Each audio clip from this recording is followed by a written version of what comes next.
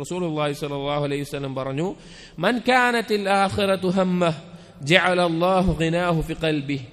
മൻ കാനത്ത് ആഖിറതു ഹമ്മഹു, ആരുടെയാണോ പ്രധാനപ്പെട്ട ചിന്ത പരലോകമാകുന്നത്, ജഅല അല്ലാഹു ഗിനാഹു ഫി ഖൽബിഹി, അവന്റെ ഖൽബിൽ അല്ലാഹു തആല ഗിന നൽകും, ഐശ്വര്യം നൽകും. വജമഅ ലഹു ശംലഹു, അവന്റെ കാര്യങ്ങൾ അല്ലാഹു സുബ്ഹാനഹു വ തആല ഒരുമിപ്പിച്ചു കൊടുക്കും. വഅതത്ഹു ദുനിയ വഹിയ റാഗിമത്തുൻ, അവന്റെ അടുക്കിലേക്ക് ദുനിയാവ് റാഗിമത്തായിട്ട്, അഥവാ വല്ലാതെ പണിയെടുത്ത് ബുദ്ധിമുട്ടേണ്ടത് അല്ലാത്ത ആവശ്യത്തിൽ തന്നെ ദുനിയാവ് അവന്റെ പിന്നാലെ വരും. വമൻ കാനത്ത് ദുനിയ ഹമ്മഹു, ആരുടെയാണോ പ്രധാനപ്പെട്ട ചിന്ത ദുനിയാവാകുന്നത്, ജഅല അല്ലാഹുൽ ഫഖറ ബൈന ഐനൈഹി, അവന്റെ കൺമുന്നിൽ എപ്പോഴും ദാരിദ്ര്യമായിരിക്കും. അവന് ചിന്ത എപ്പോഴും ദാരിദ്ര്യത്തെ കുറിച്ച് അവന് പേടിയായിരിക്കും. നമുക്ക് ശ്രദ്ധിച്ചാൽ മനസ്സിലാവും, ദീനിയായിട്ട് യാതൊരു ബന്ധമില്ലാതെ ദുനിയാവ് മാത്രം ചിന്തിച്ച് നടക്കുന്ന വലിയ വലിയ സമ്പന്നര് ഓരോ ദിവസവും പേടിച്ചിട്ടാണ് ജീവിക്കുക.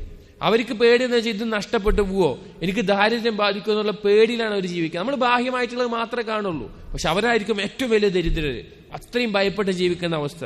വഫറഖ അലൈഹി ശംലഹു, അവന്റെ കാര്യം അല്ലാഹു സുബ്ഹാനഹു വ തആല ചിന്തിച്ചെറിച്ചുകൊണ്ടേയിരിക്കും. അവനൊന്ന് ചെയ്താൽ പിന്നെ അടുത്തേൽ ചെയ്യേണ്ടി വരും, അടുത്ത ചെയ്യേണ്ടി വരും, അതിൽ മുഴുകിക്കൊണ്ടേ ഇരിക്കേണ്ടി വരും. വലം യഅതിഹി മിൻഹാ ഇല്ലാ മാ ഖുദ്ദിറ ലഹു, അവൻ അല്ലാഹു സുബ്ഹാനഹു വ തആല തീരുമാനിച്ചാൽ ഒന്നും ലഭിക്കാനും പോണില്ല. ദുനിയാവ് ഇങ്ങനെ കുറെ ചിന്തിച്ചു വെച്ചിട്ട് ദുനിയാവിൽ എന്തെങ്കിലും കൂടുതൽ ലഭിക്കുമോ? ഒന്നുമില്ല. ദുനിയാവിന്റെ ചിന്ത കുറെ കൽബിൽ വെച്ച് കടന്നു വെച്ചിട്ട് അവനെന്തെങ്കിലും കൂടുതൽ നേടാൻ സാധിക്കും? ഇല്ല. അല്ലാഹു സുബ്ഹാനഹു വ തആല തീരുമാനിച്ചതിന്റെ അപ്പുറത്തേക്ക് അവനൊന്നും നേടാനും സാധിക്കില്ല. അപ്പൊ ഈ ഹദീസ് മറ്റു പല ലഫ്ളുകളിലായിട്ടും വന്നിട്ടുണ്ട്, പക്ഷെ അതിന്റെ ആശയം നമ്മൾ മനസ്സിലാക്കണം. ഒരുത്തന്റെ ചിന്ത, ഒരുത്തന്റെ നിയ്യത്ത്, ഒരുത്തന്റെ എപ്പോഴുമുള്ള ആഗ്രഹം, ലക്ഷ്യം പരലോകമായിരിക്കണം. ദുനിയാവ് ലക്ഷ്യം വെച്ചാൽ, ദുനിയാവിന്റെ ചിന്തയിൽ മുഴുകിക്കഴിഞ്ഞാൽ നമുക്ക് നഷ്ടപ്പെടുന്നത് വലിയ നഷ്ടങ്ങളായിരിക്കും. حدثنا العمري عن عبد الوهاب ابن بختن سليمان ابن حبيب المحاربي قال قال رسول الله صلى الله عليه وسلم, الله رسول പറഞ്ഞു, من كان همه هما واحدا كفاه الله همه. ഒരുത്തന്റെ ചിന്ത ഒരു വിഷയമായാൽ, അതായത് അല്ലാഹു സുബ്ഹാനഹു വ തആല അവന് മതിയായവനായാൽ, അവന്റെ ചിന്ത, അവൻ ഏത് കാര്യത്തിലും അവന്റെ ചിന്ത അല്ലാഹുവാണ്, അവന്റെ ലക്ഷ്യം അല്ലാഹുവാണ്. അവൻ ഏത് സമയത്തും അല്ലാഹുവിനെ കുറിച്ച് ദിക്റിലായിരിക്കും അല്ലെങ്കിൽ ശുക്റിലായിരിക്കും. അങ്ങനെ അല്ലാഹു സുബ്ഹാനഹു വ തആല ലക്ഷ്യമായി ജീവിക്കുന്ന ഒരുത്തൻ. വമൻ കാന ഹമ്മുഹു ഫീ കുല്ലി വാദിൻ, ഇനി വേറൊരുത്തൻ, അവന്റെ ലക്ഷ്യം എന്ന് പറഞ്ഞാൽ ഓരോ താഴ്വരകളാണ്, അഥവാ സമ്പത്ത് നേടണം, ദുനിയാവ് നേടണം, അല്ലെങ്കിൽ ആ വിഷയങ്ങൾ മാത്രമാണ് ഒരുത്തന്റെ ലക്ഷ്യം.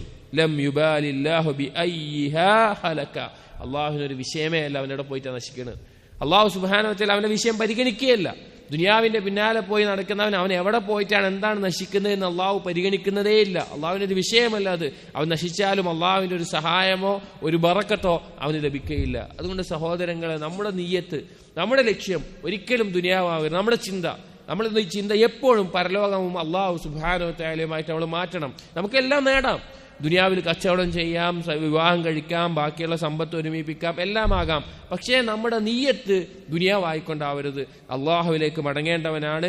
പരലോകത്തേക്ക് എന്തെങ്കിലും നേട്ടം ഇതുകൊണ്ട് നേടണം എന്നുള്ള നിലക്കാണ് നമ്മൾ ഇതെല്ലാം ചെയ്യേണ്ടത്. അതല്ലെങ്കിൽ ഇതെല്ലാം നാളെ പരലോകത്ത് നഷ്ടമായിട്ടായിരിക്കും നമുക്ക് വരിക.